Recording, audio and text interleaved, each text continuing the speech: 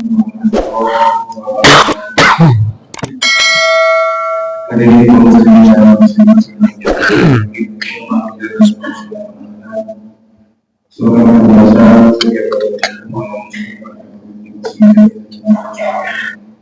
pengajian yang sulit kita itu lagi dan sebelumnya untuk sampaikan bahwasanya pembicaraan tentang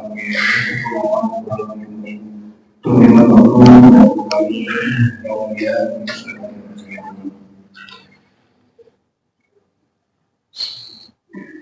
Assalamualaikum warahmatullahi wabarakatuh. Alhamdulillahirabbil alamin. Wa bi ni'matihi tatimmu shalihat.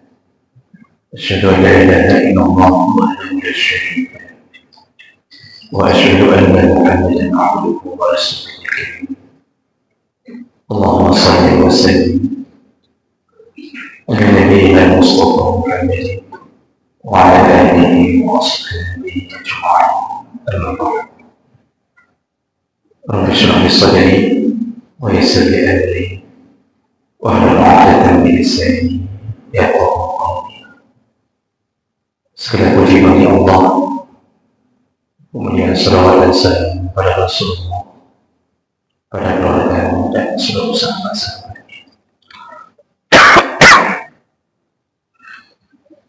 Bapak Ibu jemaah salat maghrib dan isya yang Allah muliakan insyaallah. Kita sedang membahas adabul rizqi, yaitu adab-adab ketika mencari rezeki atau mencari nafkah. Dan sebelum itu kita membahas lebih dahulu tentang rahasia-rahasia dan keistimewaan rezeki. Karena manusia tidak pernah lepas daripada hidup untuk mencari rezeki. Di pertemuan yang lalu setelah kita mengenal definisi rezeki, lalu kemudian juga kita bahas sedikit tentang khasa'is ar-rizqi, itu ciri khas atau keistimewaan rezeki. Ada beberapa poin yang sudah kita bahas namun belum selesai. Di antaranya, rezeki itu telah dicatatkan Allah, ditetapkan di dalam takdir seorang hamba qabla maulidih, sebelum hamba itu dilahirkan. Jadi sebelum lahir sudah ditetapkan jumlah rezeki. Lalu kemudian keistimewaan yang kedua dari rezeki adalah rezeki itu tidak akan habis sampai hamba tersebut datang kematian. Jadi kalau belum mati, maka rezeki tak akan habisnya. Jadi kuota rezeki yang telah ditetapkan Allah disesuaikan dengan ajal. Datang ajal, habislah rezeki. Jadi ajal itu bukan memutuskan kuota. Ajal itu datang setelah kuota habis. Karena ada orang yang mengira kalau mati berarti rezeki yang telah ditetapkan putus di tengah jalan. Tidak. Mati itu datang setelah rezeki itu sempurna, berdasarkan apa yang ditetapkan di waktu kita berada di rahim ibu kita. Jadi dilaksanakannya dari alam rahim, tetapi ketetapan itu sudah ada di Lauhul Mahfuz 50.000 tahun sebelum dicipta langit dan bumi. Qabla an yukhlaqas samawati wal ardh. Jadi 50 sana, 50 tahun qabla an yukhlaqas samawati wal ardh, sebelum dicipta langit dan bumi. Itu semua ketetapan telah ditetapkan, termasuklah rezeki. Kemudian berikutnya keistimewaan rezeki bahwa Allah Subhanahu wa ta'ala telah memberikan rezeki di antara hamba berbeda jumlahnya. Di antara hamba ada yang dilebihkan rezekinya, ada yang disempitkan rezekinya. Dan itu tujuannya bagi hamba yang dilebihkan rezeki, Allah menunggu rasa syukurnya kepada Allah dan dia bisa masuk surga dengan syukurnya itu.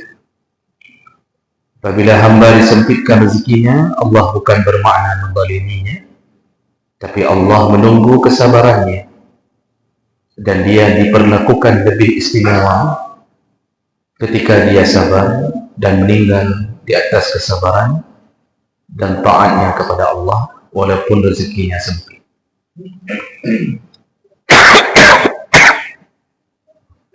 Makanya dalam hadis disebutkan orang miskin itu lebih dahulu masuk surga.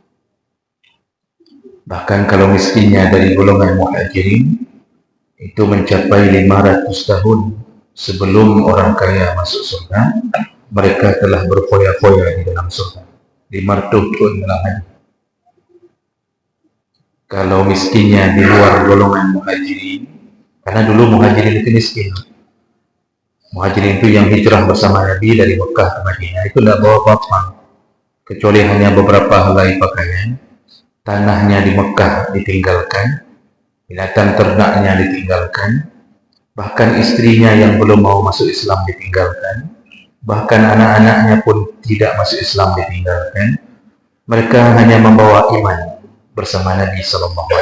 Maka sampai ke Madinah, mereka menjadi miskin total, rata-rata miskin total, dan mereka diizinkan tinggal di masjid, membuat kemah-kemah di sekitaran masjid. Lalu mereka dijuluki dengan Ahlus Sufah. Itu golongan muhajirin. Makanya Allah muliakan mereka, sabarnya mereka, taatnya mereka di balik kemiskinan. 500 tahun sebelum orang kaya. Jadi orang kaya tunggu dulu di depan pintu surga, masih di hari hisab. Orang miskin sudah masuk surga. Begitu kemuliaan. Tapi kalau taat itu muhajirin. Tapi dalam hadis yang lain 70 tahun selain muhajirin duluan masuk surga. Tapi kalau taat, miskin-miskin hari ini sudah miskin tak salat, maka mereka akan menjadi miskin dunia, miskin akhirat. Di dunia miskin, di akhirat masuk neraka. Itu rata-rata tidak salat. Yang pengemis lampu merah, naik teman. Rata-rata tak salat. Aneh orang hari ini. Padahal itu Allah ingin beri dia sedikit ujian antara 70 atau 60 tahun di dunia. Dia berhak menghadapi kesabaran itu, tapi dia dijamin surga. Tapi dia tidak jemput surga itu di balik kemiskinan.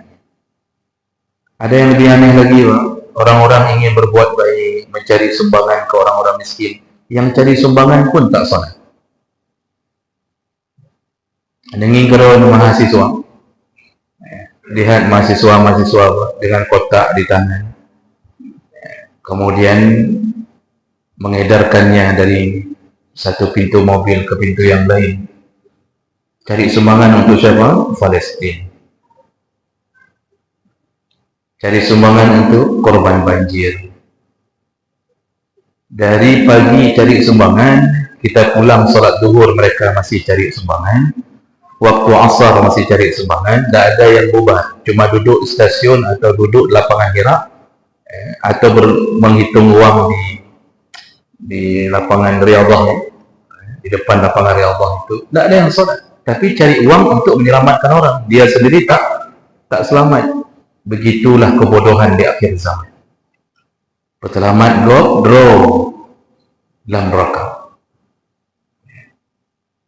Tapi bangga kami yang sedang berjuang untuk orang-orang yang terkena musibah. Tak sadar bahwa dia sendiri akan tertimpa musibah lebih berat. Begitu keadaan hari ini. Makanya miskin tidak akan ditolong Allah kalau dia tidak taat. Kemudian keistimewaan rezeki lainnya adalah ar-rizqu maqsum wa muqaddar. Rezeki itu sudah dibagi sesuai porsi masing-masing dan ditentukan. Dan itu tidak berubah dalam pandangan jumhur. Ada hadis hadis dari dari Abdullah bin Mas'ud radhiyallahu anhu qalat Ummu Habibah zaujun Nabi sallallahu alaihi wasallam, yaitu mengutip perkataan Ummu Habibah, salah satu istri Nabi sallallahu alaihi wasallam. Ummu Habibah berdoa, Allahumma amti'ni bi zauji Rasulillah wa bi Abi Sufyan wa bi akhi Muawiyah. Jadi dia sempat berdoa, ya Allah, izinkanlah aku hidup dengan umur yang panjang bersama suamiku, yaitu Muhammad Rasulullah sallallahu alaihi wasallam, dan juga izinkan aku hidup dengan umur yang panjang bersama ayahku Abi Sufyan dan juga bersama saudara kandungku Muawiyah. Jadi Ummu Habibah ini anaknya Abu Sufyan, dulu musuh Rasulullah, lalu masuk Islam. Ketika Nabi mendengarkan doa dari istrinya ini, faqala Nabi lalu berkata, qad sa'altillaha li ajalin madrubah wa ayyamin ma'dudah wa arzaqin maqsumah. Engkau ini telah meminta kepada Allah terhadap sesuatu ajal atau kematian yang telah ditentukan. Kemudian terhadap hari-hari yang juga telah dihitung oleh Allah. Artinya sudah dipastikan hari-hari hidup kita berapa hari juga sudah ditentukan oleh Allah.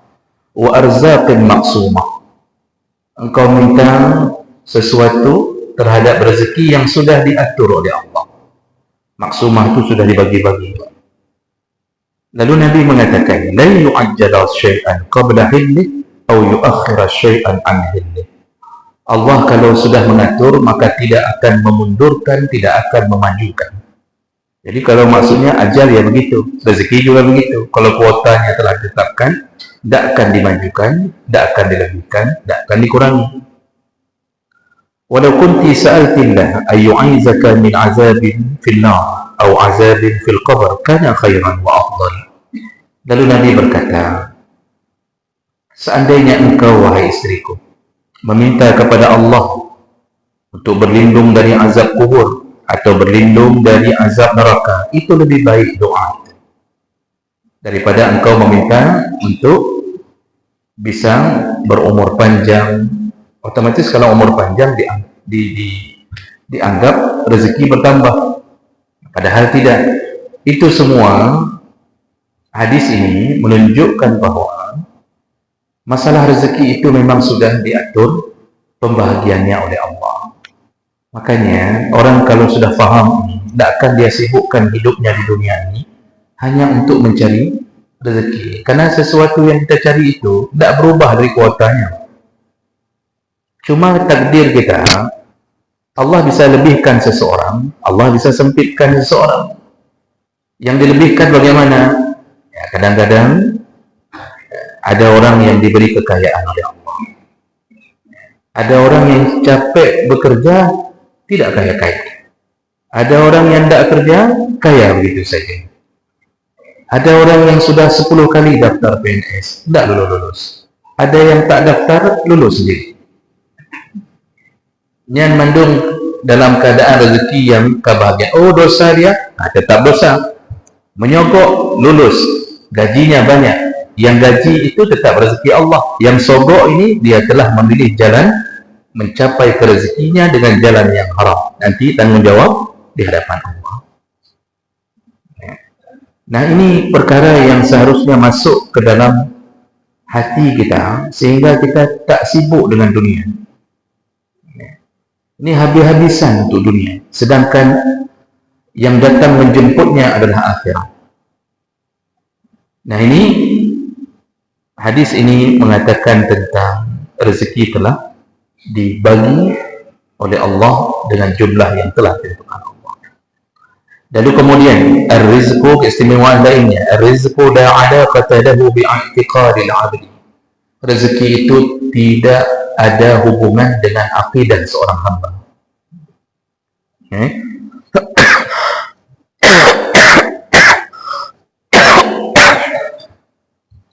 Rezeki itu tidak ada hubungannya dengan akidah seorang hamba. Apa maksudnya? Allah SWT ketika menentukan hamba yang diciptanya, tidak peduli mau dia Islam, mau kafir, mau apapun agamanya, mau lawan Allah, mau mengingkari kewujudan Allah, yang rezeki dia tetap dapat. Bahkan kadang-kadang orang kafir lebih hebat rezekinya daripada orang Islam yang meyakini bahwa pemberi rezeki Allah. Si kafir tidak mau mengakui bahwa Allah yang memberi rezeki. Mereka mengira Tuhan-Tuhan mereka yang memberi rezeki. Tapi Allah tetap memberi. Jadi berbeda akidah bukan salah satu penyebab hilangnya rezeki. Orang murtad, Pak, dulu Islam, waktu Islam miskin, begitu murtad kaya. Karena rezeki yang ditetapkan Allah bukan berhubungan dengan akidah, tetap seperti kuota. Namun dia memilih untuk tidak mengakui Allah berikutnya, itu urusan dia dengan Allah nanti. Dalam satu hadis riwayat Bukhari dari Abi Musa al-Ash'ari radhiyallahu anhu qala Rasulullah sallallahu alaihi wasallam, Rasulullah berkata, la ahada asbaru ala azan yasma'uhu min Allah azza wa jalla, innahu yushraku bihi wa yaj'al lahu al-walad summa huwa yu'afihi wa yarzuquhu. Jadi kata Rasulullah SAW, tidak ada seorang pun, artinya tidak ada satu ciptaan pun, satu makhluk pun, tidak ada yang bisa melewati atau melebihi sabarnya Allah Subhanahu wa Ta'ala. Jadi Nabi ingin mengatakan Allah itu maha sabar, maha sabar. Makanya Allah punya sifat sabar, maha sabar. Apa buktinya? Allah itu bersabar ada azan. Allah sangat sabar ketika dia disakiti.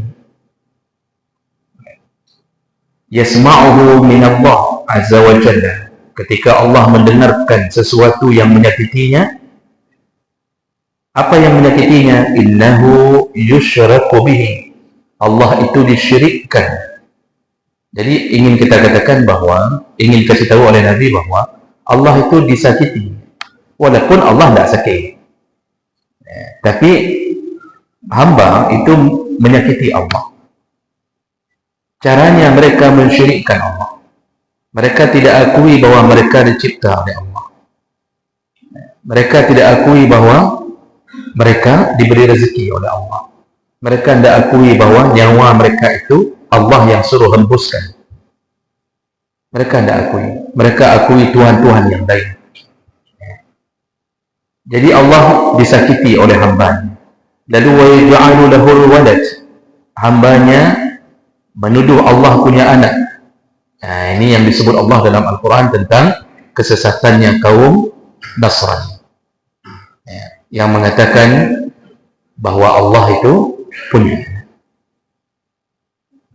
Kemudian orang-orang juga pernah menuduh bahwa Uzair, orang-orang Yahudi menuduh Uzair adalah anak Allah.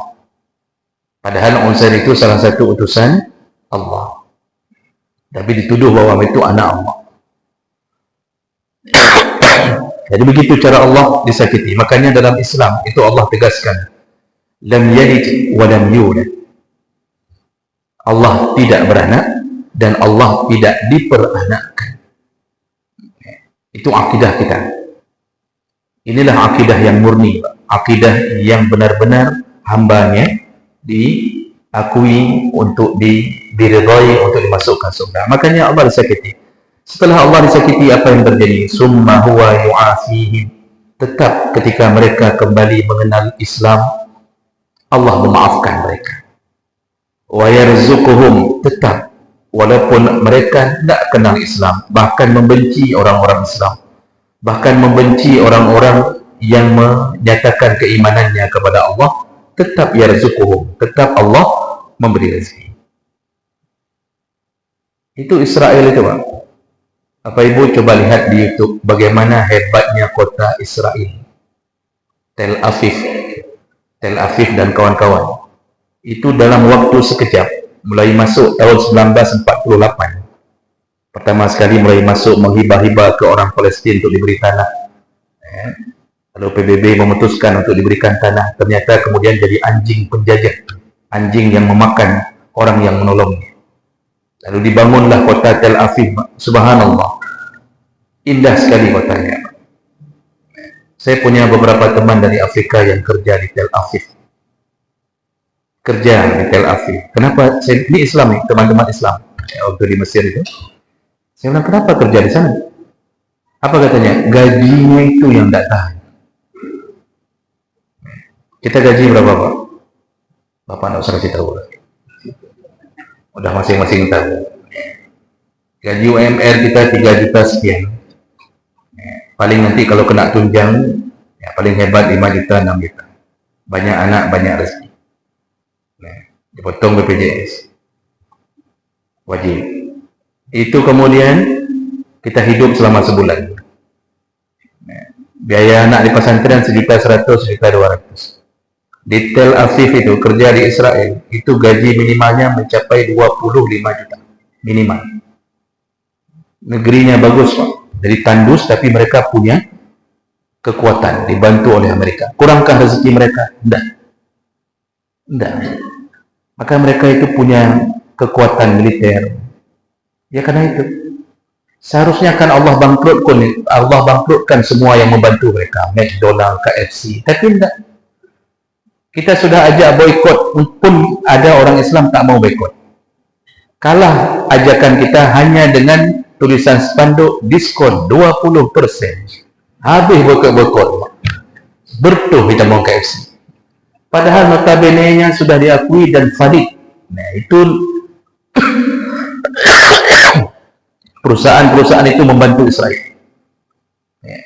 Franchise-nya itu dikirimkan untuk membantu kehidupan orang-orang Israel dan persenjataan militer mereka. Sekali kita makan, kita gigit ayam tersebut, kita telah menggigit saudara kita di Palestina. Tapi yang jet Coca-Cola tetap dengan Coca-Cola, yang Sprite tetap. Anjing adanya.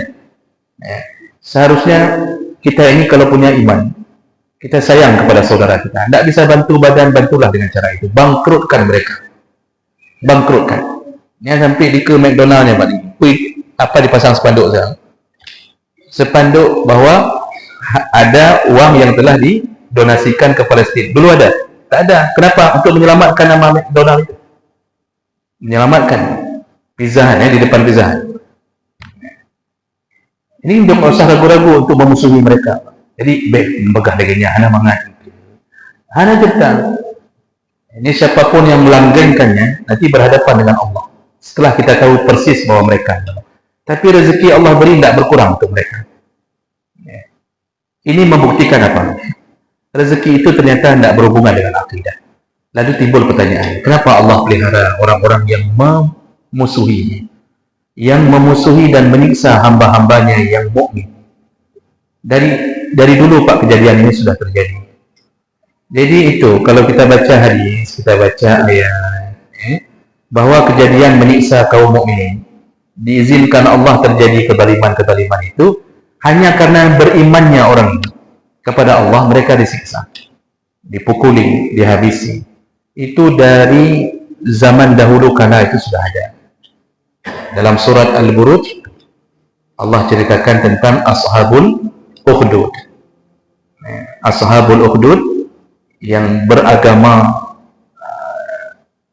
Nasrani pada waktu itu masih agama asli. Kejadiannya setelah Nabi Isa, masih agama murni, belum datangnya Rasulullah. Itu kan dihabisi oleh kerajaan, oleh pihak kerajaan, gara-gara tidak mau mengakui bahwa raja sebagai Tuhan. Tetap mereka beriman kepada Allah Subhanahu wa taala. Apa yang dilakukan oleh pihak kerajaan? An-nari zatil waqud. Dihidupkanlah api, dikirim pasukan, lalu dibuatkan parit yang lebar, dimasukkan semua kayu-kayu untuk bahan bakar, dibakarlah kayu itu sehingga dijadikan parit api.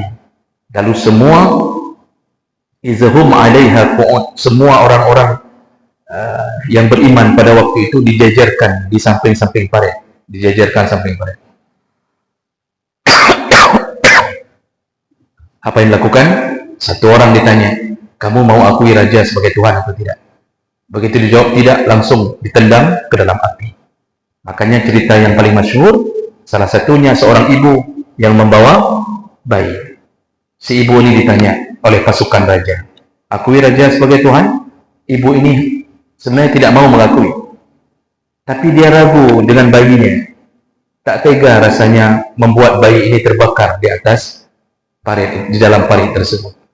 Timbul keraguan, hampir dia mengatakan bahwa ku akui, karena ingin menyelamatkan bayi. Tapi begitu hati itu berdetak, lalu Allah izinkan bayi itu berbicara. Itu hadis Nabi, riwayat Bukhari Muslim.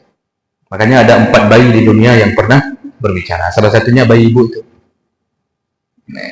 Apa kata ibu itu? Ibu, engkau telah berada di jalan yang benar. Kita telah menuhankan Tuhan yang benar. Jangan ragu. Disitulah baru ibu itu mengatakan, Allah Tuhanku. Ditendang masuk ke dalam api bersama bayinya. Itu dari dulu, Pak. Maka jangan heran hari ini terulang. Tapi rezeki mereka tidak pernah putus. Kenapa Allah izinkan mereka? Allah ingin tunggu pembalasannya dengan sedahsyat-dahsyat pembalasan di akhirat. Nah, maka dia ditanyakan waktu kita dengar dalam Al-Quran, orang kafir itu disiksa dalam neraka, khalidina fiha abada, selama-lama. Tak bisa keluar. Tak bisa keluar sama sekali dari neraka. Meminta setetes air dari penduduk surga supaya bisa minum air putih dari surga, tidak boleh. Meminta kepada Allah, izinkan kami istirahat sebentar saja. Izinkan kami istirahat dari siksa sebentar saja. Tidak ada. Disiksa tidak pernah berhenti selama-lama. Itu akibat kebencian mereka kepada Allah dan kepada hamba Allah. Yang kedua, Allah tidak menganggap mereka sebagai hambanya, karena mereka tidak menganggap Allah sebagai penciptanya. Makanya dianggap sampah. Makanya Rasulullah mengatakan, seandainya dunia lebih berharga dari sebelah sayap nyamuk, maka Allah tidak akan memberi makan orang kafir. Dalam hadis, seandainya dunia ini lebih berharga dari sebelah sayap nyamuk, maka Allah tidak beri makan orang kafir. Apa maksudnya? Seandainya dunia ini berharga di sisi Allah, Allah tidak kasih makan orang kafir. Tapi karena dunia tidak berharga sama sekali, dianggap sampah, maka Allah berikan ke orang kafir, sudah makan saja, minum saja. Engkau berada di dalam tong sampah yang besar bernama dunia. Sama kayak orang kaya, Pak, tidak menghargai uang. Ya, artinya waktu kita bantu orang miskin, kita bantu 20.000. Kata dia, 20.000 saja. Cuma 20.000 kasih, nyepak 30.000 aja orang. Jok jualah, mbak adung 30.000 sama saya 100.000 ini tidak berharga apa-apa. Begitulah Allah menganggap dunia tidak berharga. Karena tidak berharga, semua penduduk kafir itu dianggap sampah. Maka ambil makan minum. Nanti di akhirat kita ketemu. Kalau Allah menganggap dunia berharga, nggak dikasih makan orang kafir. Seandainya dunia berharga di sisi Allah, nggak mau dikasih. Ini duniaku, ini bumiku. Jangan makan di tempatku. Kalau engkau tak akui aku sebagai Tuhanmu, karena tidak berharga dunia ini, makanya kita di dunia jangan terlalu habis-habisan untuk dunia. Ini sampah. Menurun. Ini juga banyak yang tidak sadar sehingga terus mengejar dunia. Kalau kata orang-orang hari ini, sungguh berat meyakinkan lalat untuk memberitahu bahwa bunga lebih indah daripada sampah. Ini kata-kata orang. Tetap lalat sukanya sampah. Maka yang suka dunia, lalat untuk Ya habis-habisan anak temayang di gaduh kondonya, gaduh kita kopi dia juga, bro mendoman. Begitu kira-kira. Baik, saya berhenti dulu di sini. Memang ini belum habis, nanti kita sambung. Kayak saya bilang rezeki ini harus dikupas dengan sedikit-sedikit agar kita semakin dekat dengan Allah Subhanahu Wa Taala. Baik, silakan. Baik, terima kasih. Ini karena waktu dalam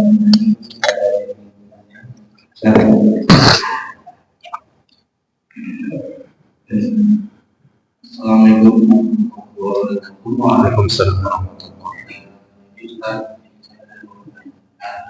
Ada dua orang pemuda buka jadi setiap dia cowok itu tidak tempat yang dijaga oleh generasi. Jadi pemuda pertama menjaga jika dari bawah kelas biasanya dia tunggu yang kita mengertikan. Jika sholat itu hampir selesai. Nah, perintah ini juga disuruh sama orang tuanya dengan mengenalkan orangnya, boleh ada yang ganti, lalu nyalakan. Jika kalau sholat itu pun hampir habis, adalah yang kedua. Nah, itu gimana? Yang kedua, jadi tadi kita ulangi dan tambah. Bagaimana dengan kondisi kalau kita ada sedekah? Yang sedekah itu bisa menambah rezeki. Sedangkan tadi rezeki itu terjadi sama Allah tidak dikurangi dan tidak dikurangi. Itu bagaimana menurut. Terima kasih. Itu aja. Assalamualaikum warahmatullahi wabarakatuh.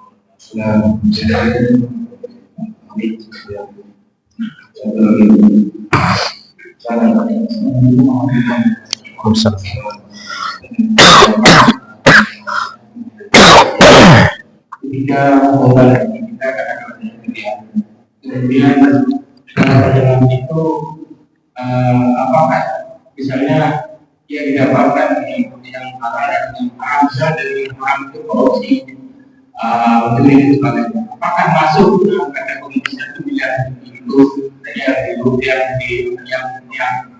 haram saja. Kemudian dengan yang obat dia ketika dia obat rezekinya apakah itu sudah termasuk dari kota yang pertama bukan kota misalnya juga sebelum jalannya dia di obat itu dengan Assalamualaikum warahmatullahi wabarakatuh. Baik, karena waktu singkat kita cukupkan dua penanya. Yang pertama, ada orang yang berusaha bekerja sama, lalu kemudian yang satu sholat, yang satu menunggu kedainya. Kita anggap kedai.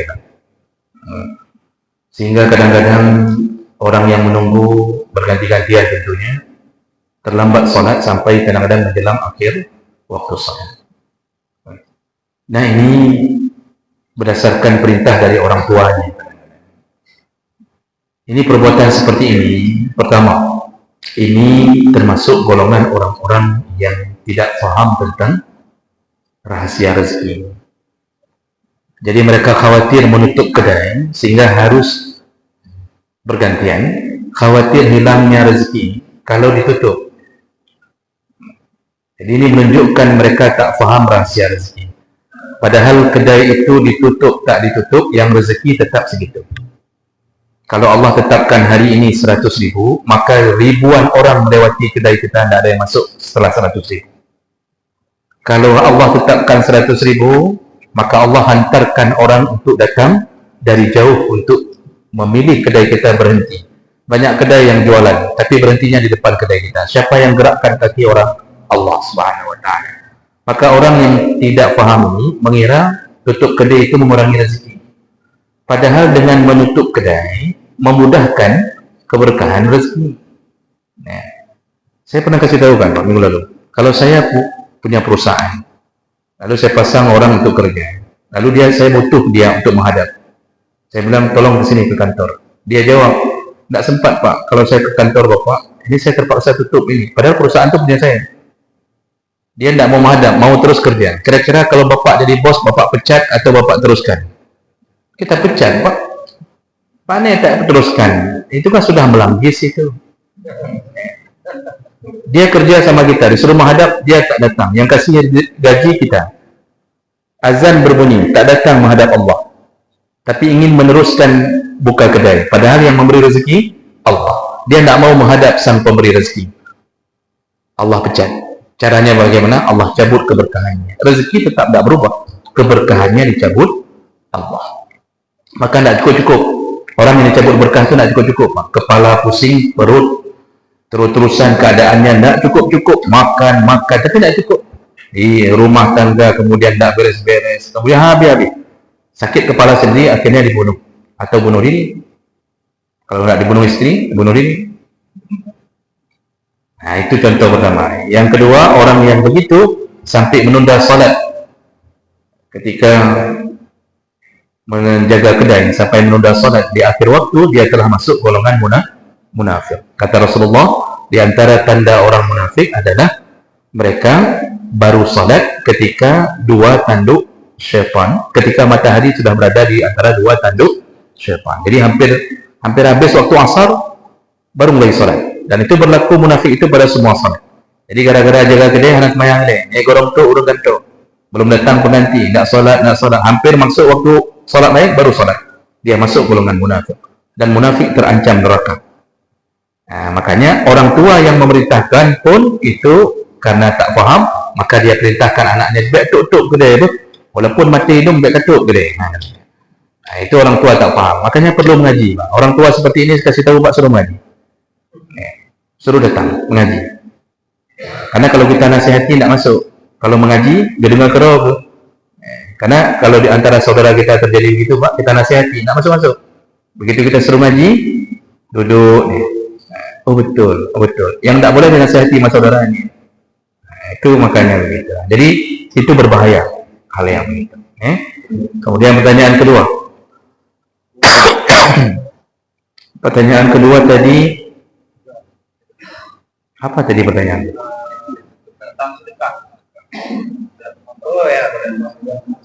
Oh ya. Apakah sedekah menambah rezeki? Tidak bertambah kuota. Yang bertambah adalah barakah dari rezeki itu. Karena kekuatan rezeki bukan pada jumlah, kekuatan rezeki pada barakah. Satu rice cooker, bapak masukkan beras, lalu jadi nasi. Satu rice cooker, kalau berkah, dia mampu dan bertahan sampai satu hari satu malam tak habis-habis. Padahal anak kita banyak. Tapi kalau Allah cabut berkah, satu rice cooker dimasak dengan jumlah yang sama, sekali makan habis. Terpaksa beli beras setiap minggu beli. Setiap minggu. Pakan anak Indomie pacu berbinai. Orang yang diberi keberkahan, anaknya makan sedikit. Kata ayahnya, beli KJP, kata ayahnya. Banyak-banyaklah minum, kata ayahnya. Anaknya taat. Nah, itu keberkahan. Ya, jalan sebab keberkahan macam-macam. Nah, makanya kita ni kalau dicabut keberkahan, uang gaji banyak. Tapi masalah tak habis-habis. Yang Allah beri keberkahan, gaji tetap 2,5 juta. Honorer abadi. Tapi Masya Allah, hidup aman, berbahagia, istri mencintainya selama-lama. Kalau rezeki tidak berkah, uang banyak, istri selingkuh. Begitu keadaannya. Makanya, memberi sedekah, salah satu yang didapatkan adalah diberi keberkahan pada rezekinya, karena bersedekah. Nanti di akhirat baru dibalas 10 kali lipat, atau sampai suka-suka Allah. Itu di akhirat nanti ambilnya. Gitu, Pak. Pertanyaan ketiga. Kedua dong pertanyaan. Ya. Kalau dia bekerja di tempat haram, apakah itu termasuk rezekinya? Jadi begini dulu yang harus dipahami. Kalau rezeki itu bukan kita ambil dari membalimi orang, tapi kita kerja di tempat haram, itu masuk kuota rezeki. Namun kita berdosa. Ini sudah tetapkan kuota oleh Allah. Cuma kita menjemputnya dengan jalan yang haram. Tapi kita menjemput jalan haram itu bukan dengan cara membalimi orang, bukan mencuri, bukan merampok. Kita kerja sebagai badan Pak Harun. Itu tetap kuota rezeki. Cuma kita telah berdosa menjemputnya dengan jalan maksiat. Nah, berbeda kalau rezeki itu kita ambil dari kezaliman terhadap orang. Kita rampok, itu bukan rezeki kita. Maka Allah akan buat pertanggungjawaban sampai kembali lagi rezeki itu kepada pemiliknya. Tidak di dunia, diselesaikan di akhirat. Maka salah satu hamba yang mendatangi Allah di akhirat, amalnya banyak, tapi banyak utang tak dibayar. Amalnya banyak, tapi pernah mencuri punya orang. Walaupun Rp1.000 kita beli bakwan tak bayar, Allah akan panggil tukang bakwan, lalu suruh bayar. Dia suruh bayar dengan apa, Pak? Amal soleh. Tidak cukup, ambil dosa korban yang terzalimi, campakkan. Itu buktinya apa? Tetap Allah selesaikan di akhirat. Itu bukan rezekimu. Engkau harus bayar rezeki itu punya orang. Nah, tapi kalau kerjanya di tempat riba, kerjanya model-model kan bentuk kezaliman, tapi dia melakukan dosa, jual sabu, yang kira-kira tidak zalimi orang, atau buka prostitusi, walaupun dosa, tetapi itu bahagian rezeki dia. Tapi dia berdosa, dalam rezekinya dia telah melakukan maksiat. Terakhir,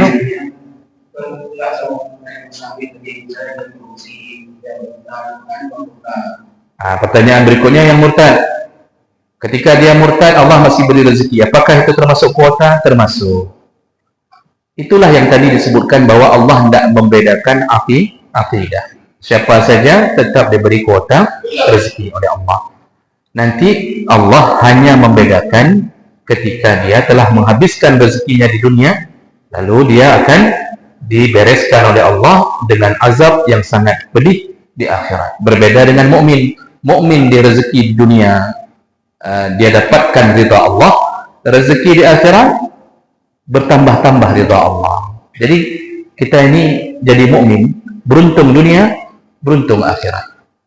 Nah, kecuali kita kemudian tidak taat kepada Allah. Nah, jadi begitu kira-kira tentang perjalanan rezeki, dan insya Allah kita akan teruskan untuk memahami satu-satu masalah rezeki ini di pertemuan-pertemuan berikutnya. Untuk malam ini kita cukupkan.